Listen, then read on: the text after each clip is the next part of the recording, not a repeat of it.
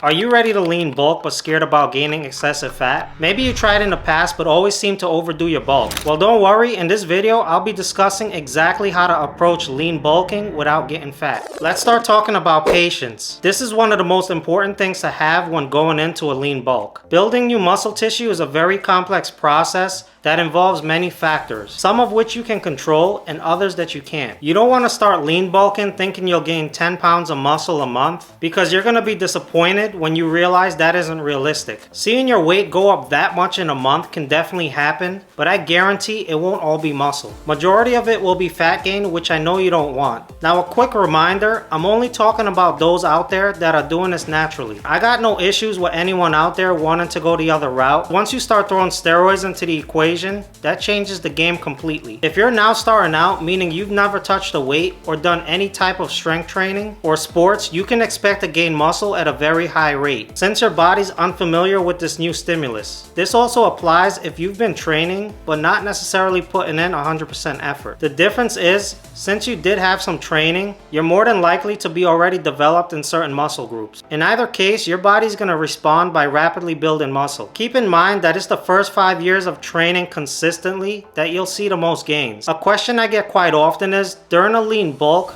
how much muscle can I expect to gain in a whole year? If we take the example of a complete beginner and everything's done right, you can expect to gain between 10 to 20 pounds of muscle in the first year. That's just pure muscle alone. We're not accounting for some of the fat that you'll gain. If that doesn't sound like a lot, I want you to take a look at exactly how much 10 to 20 pounds of meat is. Now imagine all of that as muscle on your body. Now there are genetically blessed individuals out there that'll be even higher than that range, but that isn't very common. Going into a lean bulk thinking you'll gain zero fat isn't possible. Remember, you're trying to add lean muscle tissue to your frame, which means your weight will increase. Part of that will involve some fat gain. There's no way around that. The key here is minimizing the amount of fat you gain. In order for that to happen, you need to be in a proper caloric surplus. Where most people get this wrong is they overestimate how much of a surplus they really need to be in. They just eat too much and end up getting fat. Hey, I'm guilty too. I used to do it all the time, and my lean bulks would turn into dirty bulks. That's why I always suggest starting at a 200 to 500 calorie surplus. In reality, most of you out there will be at that lower range of surplus. You need to also have a way of keeping track of what you're eating daily. This is another place people tend to mess up. They neglect this, and this is what keeps them stuck year after year. So don't just think you can estimate what you're eating throughout the day, because that'll set you up to fail. How many times have you forgotten about that extra snack you ate? Let's say it was a chocolate bar that was 300 calories. If you multiply that over a course of a week,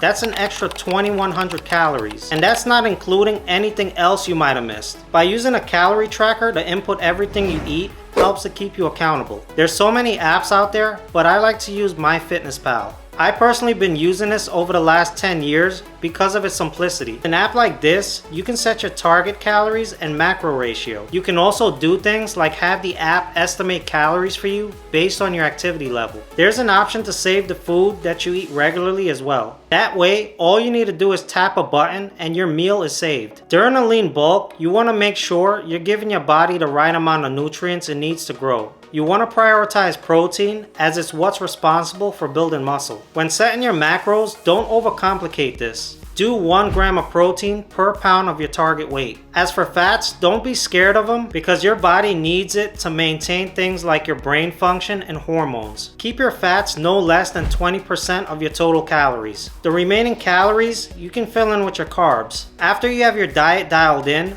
what you then want to do is gauge your progress over time. Be close as possible to hitting those numbers you set on the app, and you should be fine. To make sure everything's going nice and smooth, you also want to be weighing yourself, and weigh yourself regularly. I recommend doing a daily weigh-in after you use the bathroom, and then taking an average at the end of the week. If your weight is going up between half a pound to 1 pound a week, then you're in a good range. But if you're noticing an increase of over 1.5 pounds, 2 pounds or more, you need to dial back your calories, because again, you want to avoid too much fat gain. After that, reassess your weight in about a week to see where you're at. This is what's going to allow you to maintain your lean bulk. Another part of this is to make sure that you're progressing consistently in your training. The excess calories that you're eating should be put to good use. Obviously, you need to be training with the intention of getting stronger, since your goal is to build muscle. You want to be warming up good and then giving 100% in all of your exercises. You don't need to go to failure on every set, but 2 to 3 reps within failure is good. The best way to gain the most muscle in the beginning is by focusing on increasing strength in your compound movements, such as your squat, bench, and deadlift. These exercises recruit multiple muscle groups. As your strength is increasing and your body weight begins to stall, you'll eventually need to increase your calories in order to support more muscle growth. What you want to do is to make sure to pay attention to your body fat because it can easily get out of control. Guys, once you're around that 18 to 20% body fat range, you want to scale it back a little. Ladies, above 25% body fat, and you want to do the same thing. This brings me to my next point, which is to have regular cleanup phases. Regardless of what your goal weight is, or what you expect to look like at the end of your bulk, you want to have phases where if you overdo it a little, you can take a couple of weeks to clean up and get your body fat back in check. Understand that during this process, you won't be perfect. No one is, and it's normal. You might slip up and throw in a few extra calories here and there, especially if you're out with your friends and family on the weekends. And there's nothing wrong with that. However, when your strength is going up week after week, and you're feeling good with all the extra calories, it's real easy to want to keep pushing for more and more. These cleanup phases ensure that you never let your lean bulk turn into a full-blown dirty bulk. If you've attempted to lean bulk before and failed, then you know exactly what I'm talking about. Dieting off excess body fat at the end of your bulk is no fun. This is especially true when the gains in muscle aren't that significant when you cut down. Go ahead and comment down below if you've ever attempted to lean bulk before, and if so, what your experience was like. If it's your first time lean bulking, let me know if there's any other questions you have about the process. Now, if you're doing the complete opposite and are now cutting, be sure to check out the next video where I discuss reasons why you may not get to 10% body fat. As always, I want to thank all of you for your support. I really appreciate you. I'll see you all in the next video.